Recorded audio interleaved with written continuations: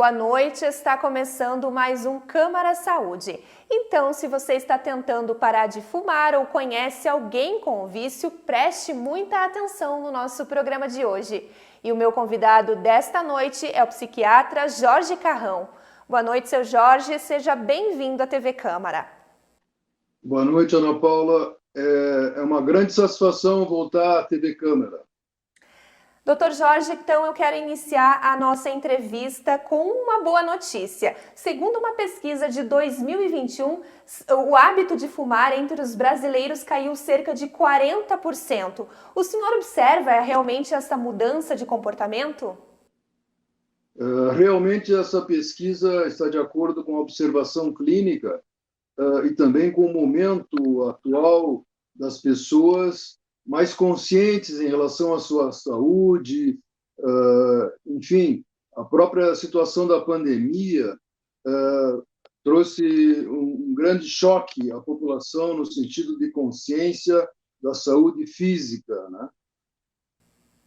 E segundo o Ministério da Saúde, o hábito de fumar está relacionado a inúmeras doenças, especialmente ao câncer de pulmão e também de questões cardíacas, pneumonias, acidente cerebral. Eu queria que o senhor falasse, na sua opinião, se a questão do cigarro ela é mais física ou emocional. Na realidade, são as duas coisas, né? Tanto física quanto emocional. Ela seria, digamos, mais emocional naqueles casos em que o indivíduo tem o hábito de fumar e já desenvolveu uma dependência, mas uma dependência mais psicológica. Então, ele fuma, às vezes, menos e não tem tanta necessidade de fumar, ele fuma em certas situações mais difíceis ou prazerosas, né? E naqueles casos mais graves, em que a dependência já é física, ou seja, se o indivíduo não fumar, ele passa muito mal fisicamente e mentalmente também, ele tem sintomas emocionais bem fortes, então abrange esses dois aspectos geralmente, às vezes mais ou menos, dependendo, então, como eu disse. Eu gostaria que o senhor lembrasse para a gente, então, os principais malefícios do cigarro. A gente sabe que um único cigarro tem uma série de substâncias que provocam, então, a dependência. Como que a nicotina ela age no organismo que torna, então, a pessoa com necessidades, então, de fumar com frequência, enfim, de repente um hábito que era mais corriqueiro se torna rotineiro? A nicotina é uma substância psicoativa, né? Ou seja, é uma substância que tem efeito no cérebro, provocando reações. No caso, ela está classificada entre as drogas estimulantes. Existem também as drogas depressoras e as drogas perturbadoras, como a maconha. E das depressoras, é a bebida alcoólica, principalmente, né, e outros remédios calmantes, analgésicos, benzodiazepínicos. Então, a nicotina, como uma substância estimulante, ela interfere em neurotransmissores cerebrais, são substâncias, então, como a acetilcolina, que tem várias funções muito importantes no cérebro, no sentido de melhorar a atenção, a concentração, e principalmente a estimulação, né?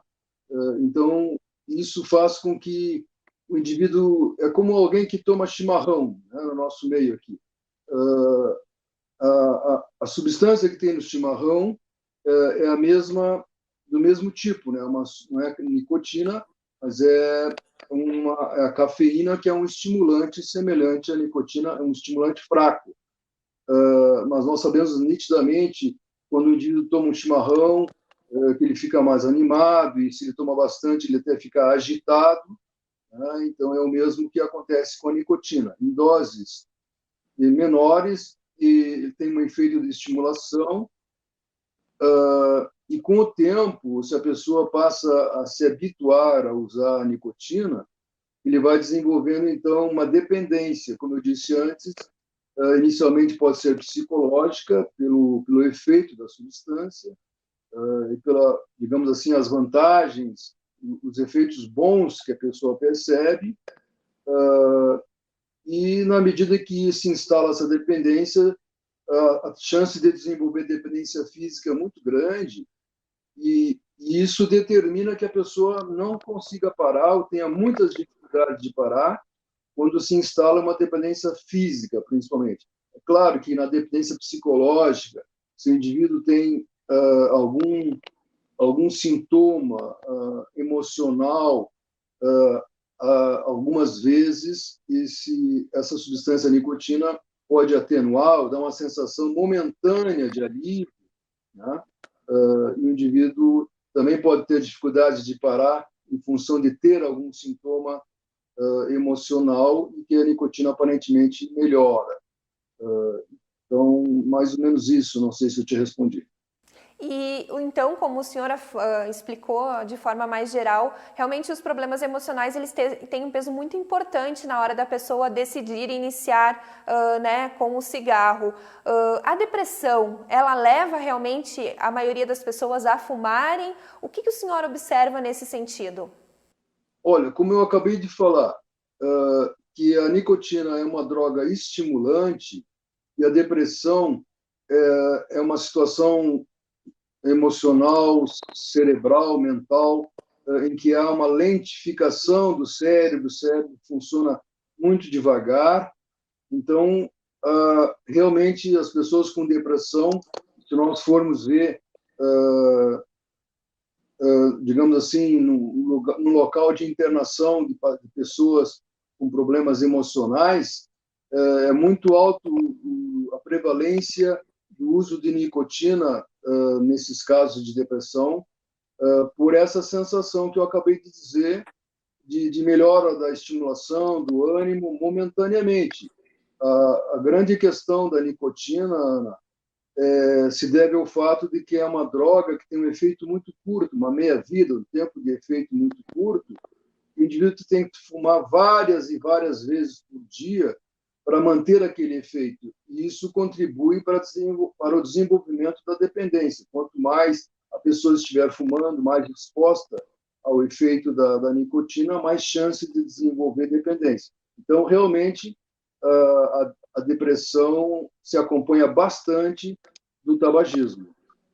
E como o senhor mencionou esse efeito momentâneo do cigarro, a gente também pode afirmar que ele pode ser uma porta de entrada para o consumo de outras drogas mais fortes.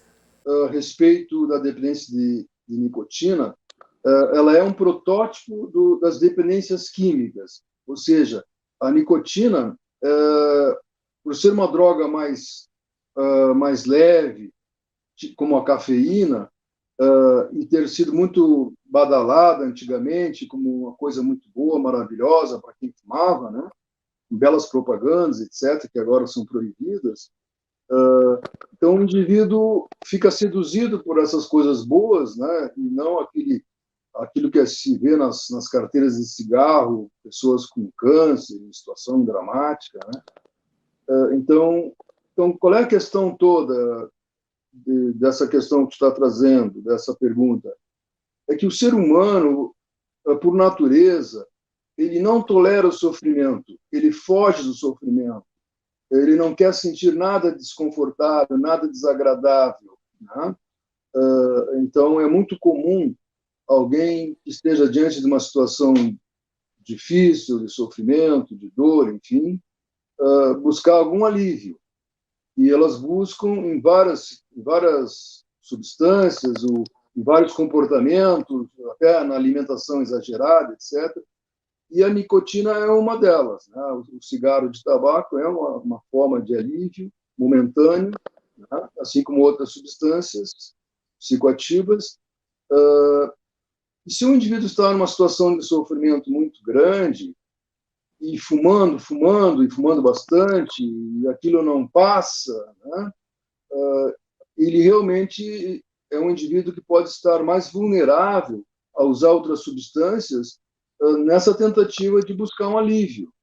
É claro que isso, se nós vamos considerar o funcionamento mental, isso é uma ilusão, né? Porque, veja assim, o que determina alguém buscar uma substância como o tabaco, que além do efeito estimulante e tal, positivo que a pessoa possa sentir, traz inúmeras doenças, né? Então, assim, alguém de sã consciência, por que ela vai buscar algo que pode trazer mais sofrimento ainda e até a morte precoce, quem sabe? Então o que isso significa para nós, para qualquer pessoa? Que nós temos que ter uma clareza, uma consciência que eu como pessoa, eu não sou a minha mente, né? Eu não sou aquilo que a minha cabeça traz de pensamentos, de ideias. Se eu estou sofrendo, ela diz, vai lá e fuma um cigarro de tabaco, ou faz isso, faz aquilo. Então, essa distinção é fundamental, porque o indivíduo acaba, como o pensamento, o sentimento vem dentro da pessoa, na sua cabeça, ele fica confuso achando que tudo que vem da cabeça é dele, né? Na realidade, as pessoas, por essência, Ana Paula, elas têm uma tendência natural de ficar bem, de viver bem, de buscar o melhor, né?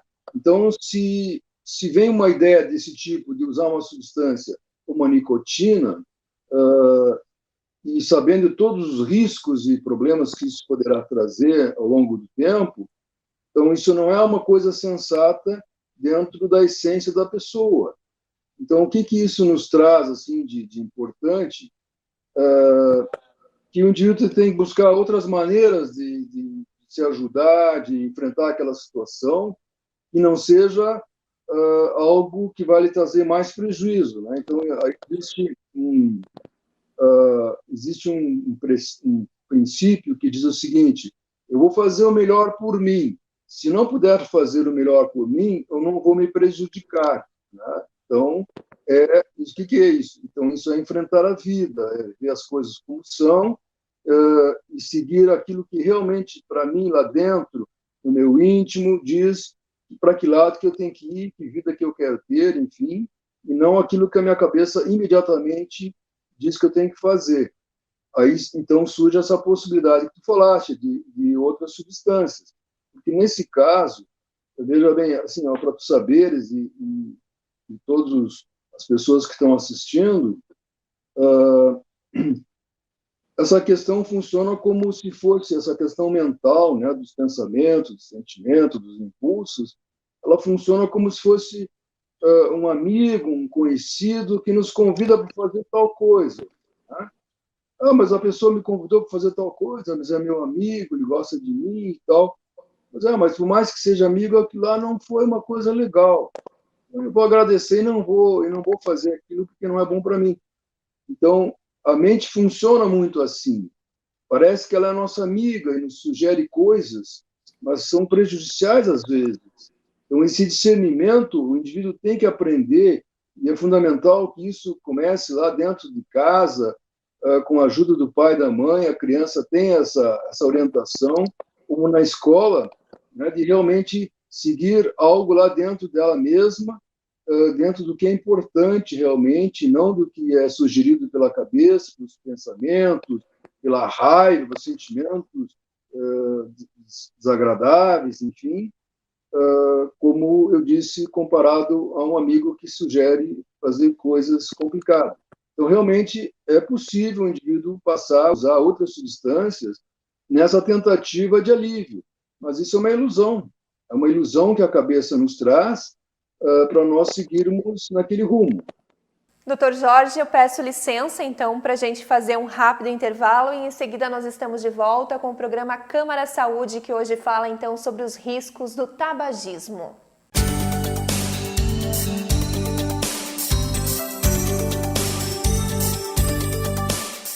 A Câmara de Vereadores de Passo Fundo está sempre ao lado da comunidade e, para manter esse compromisso, foi pioneira em implantar o sistema online para as reuniões e plenárias dos vereadores. Projetos importantes já foram votados, como a contratação de mais profissionais para a área de saúde e a aprovação da liberação de R$ 3.500.000 do orçamento do município para fazer frente ao coronavírus. Foi criado também um fórum permanente para debater sobre a Covid-19. Câmara de Vereadores, a casa dos grandes debates.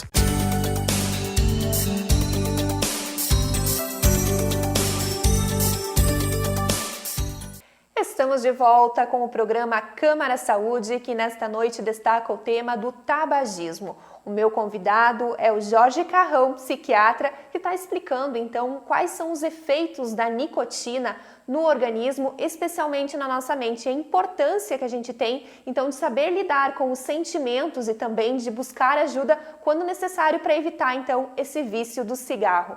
Doutor Jorge, eu queria que o senhor comentasse, então, nesse início de segundo bloco, qual é a faixa etária que está tendo esse caminho mais rápido, então, para o vício do cigarro, que hoje é considerado uma doença? Olha, historicamente, a adolescência é uma idade em que o indivíduo está numa fase de buscas, né? De conhecimento, saber as coisas, de experimentar. Então, essa é uma idade muito vulnerável, em que há toda uma digamos assim, explosão hormonal, né? Então, tem várias coisas que se passam aí, motivam o indivíduo a se arriscar, a experimentar, enfim. Então, essa idade continua sendo uma idade sempre bastante, digamos assim, propícia a desenvolver o uso no caso, nicotina e de outras substâncias, inclusive, né? Mas na medida em que o indivíduo tem mais idade, na juventude ainda, quando ele se engaja em estudos mais fortes, universitários, em pós-graduação, em trabalho, no estresse, enfim, todas essas demandas que a vida moderna nos traz, isso torna o indivíduo mais vulnerável, mais suscetível a desenvolver o hábito de fumar como uma saída, né? Então, sempre vem como uma saída, uma fuga, um alívio, porque eu não quero sofrer, enfim, ou então me parece que se eu usar o cigarro eu fico melhor, eu enfrento melhor tal coisa. Então, é mais ou menos nessa faixa etária do adolescente, do jovem, e pessoa da meia idade.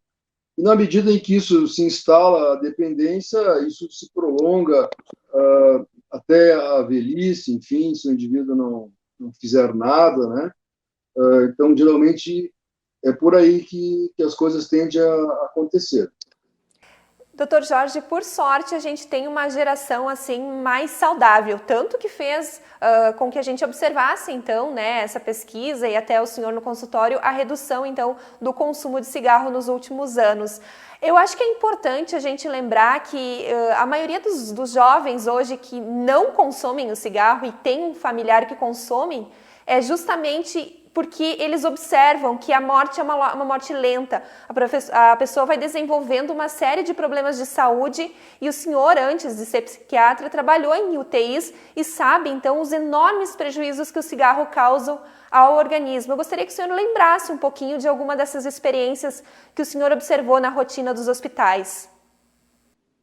Olha, uma das experiências mais fortes que eu tive, um médico de CTI, foi atender um indivíduo que fez uma parada cardiorrespiratória, um indivíduo de uns 50 anos, e nós e a nossa equipe fizemos manobras de ressuscitação, se levou bastante tempo fazendo. Era um indivíduo que tinha tido uma complicação cardíaca em função do tabagismo, né? Infelizmente, nós conseguimos ressuscitá-lo e ele, enfim, ficou bem, não teve sequelas. ele saiu daquela parada cardiorrespiratória. Então, aquilo foi uma coisa realmente marcante na minha experiência profissional, e tem a ver com essa questão do tabagismo. Um indivíduo, né, jovem, para a medicina de hoje, 50 anos, né, fez uma complicação bem importante cardíaca, mas com reversão e uma boa evolução posteriormente. E quais são, então, os benefícios aí imediatos para a pessoa que para de fumar? Eu acho que a gente tem esse programa muito importante porque é uma forma também de auxiliar essas pessoas, como que eu costumo dizer, uma consulta em casa. Então, eu queria que o senhor orientasse o primeiro passo para fazer, então, ao decidir eu quero realmente parar de fumar. É o indivíduo encarar a questão desse hábito de fumar não como uma coisa, digamos assim, preconceituosa, de julgamento da sua pessoa, da sua personalidade, de fraquezas, enfim. Isso aí não ajuda em nada, né? A primeira coisa é isso, né? É ter uma consciência, como se diz, quem vai na chuva se molha, né? Uma consciência de que, por algum motivo, o indivíduo começou a fumar e desenvolveu dependência. Bom, tudo bem, eu caí nessa. Mas isso não quer dizer que eu esteja condenado e eu posso realmente fazer uma modificação nesse meu comportamento e parar de fumar. Então, quando parar de fumar? É importante que o indivíduo faça um plano e se questione. Eu estou pronto para parar de fumar daqui uma semana, amanhã, daqui um mês, daqui 2 meses. Então, é como se fosse a pessoa imaginar fazer uma viagem longa, né? Inclusive, tem um autor que trabalha muito com prevenção de recaída, Alan Marlett, que ele faz uma história para parar de fumar como se fosse uma viagem de bicicleta. Tá? Então, imagina fazer uma viagem longa de bicicleta, todos os preparativos que precisa. Então, que o indivíduo pudesse fazer então esse plano de acordo com o seu momento, quando que eu estou pronto para tentar ou fazer essa parada com cigarro, se vai ser aqui uma semana, um mês, ou 2, enfim, mas que ele tenha essa convicção que ele vai fazer. Às vezes a família fica ansiosa e fica pressionando, tem que ser para ontem, não sei o quê.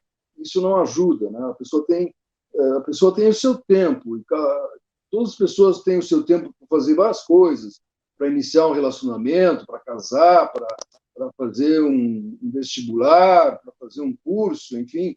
Ela tem que se consultar e saber, eu estou pronto para isso ou não estou? Então, isso é fundamental. Não é só vou fazer e pronto. Não, estou pronto. Tudo bem, se eu estou pronto, o que precisa? Né? Comparando essa viagem de bicicleta. Preparativos, pelo que eu me conheço, e a maneira que eu fumo, onde eu fumo, quando eu fumo, que situações me fazem mais fumar. Né? Então, quais são os preparativos que eu preciso fazer para ficar pronto para tal dia marcar uma data e fazer essa tentativa. Então, marcar uma data é importante. Não importa se vai ser logo ou vai ser mais demorado. É importante que o indivíduo faça esse plano, faça essa preparação e saiba quais são, digamos assim, qual é o seu grau de dependência, ou então, mesmo que ele queira fazer sozinho, sem ajuda profissional, ele pode fazer uma tentativa simplesmente pelo que ele sabe, pelo que conhece. Então, os primeiros 2, 3 dias, os sintomas de abstinência podem ser mais fortes, dependendo do grau de abstinência, de dependência, né? O indivíduo pode ficar mais ansioso, pode ficar mais tenso, pode ter muita vontade de fumar, pode ter insônia, inquietação, diminuição da concentração, enfim. Mas são sintomas passageiros, que são mais intensos nos primeiros 3 dias, na primeira semana, depois tendem a diminuir bastante. Então, é normal, você vai fazer uma mudança, alguma coisa vai acontecer.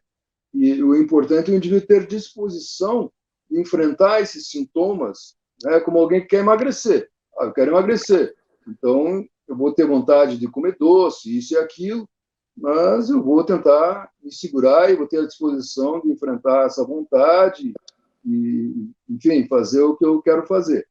Então, esse é o primeiro passo, assim, para que o indivíduo leve em frente esse plano, Ana.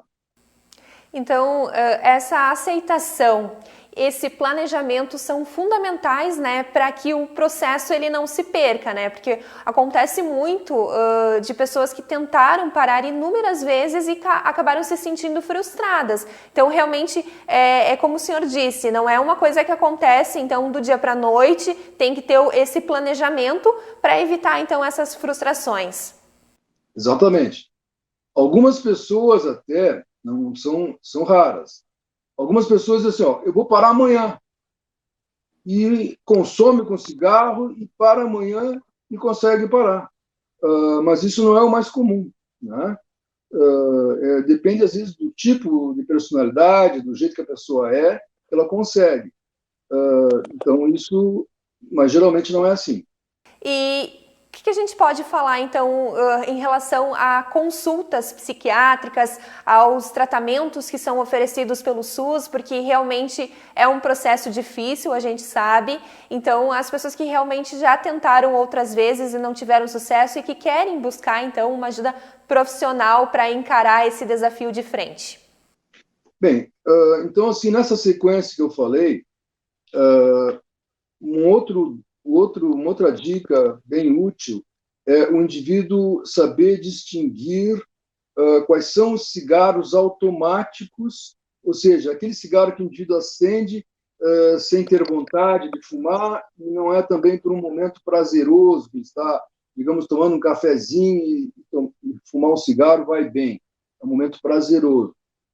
Então, o que é o cigarro automático? São aqueles que o indivíduo acende sem necessidade, sem vontade, e não é por prazer. Então, geralmente, se o indivíduo fuma 20 cigarros por dia, provavelmente uns 10 cigarros, pelo menos, são automáticos. Quer dizer, ele não acende porque precisa. Então, o que ele pode fazer inicialmente, mesmo até antes de consultar? Eu vou tirar um cigarro automático por dia, a partir de tal dia. Então, hoje eu tiro um, tal hora, amanhã eu tiro esse que eu tirei hoje, nesse horário, e mais um outro, em outro horário, que também é automático. Então, ele estava fumando 20, daqui a pouco ele está fumando 18, daqui a pouco ele fuma 17, e assim vai no processo. E aqueles cigarros mais prazerosos, mais necessitados da própria dependência, esse indivíduo deixa para tirar por último, né? Então, é um processo que o indivíduo vai treinando o seu autocontrole.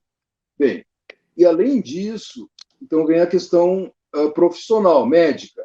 Se ele precisa, de acordo com o grau de dependência, se ele vai precisar de reposição de nicotina, que pode ser através de chiclete de nicotina, ou pode ser através de adesivo, que também funcionam.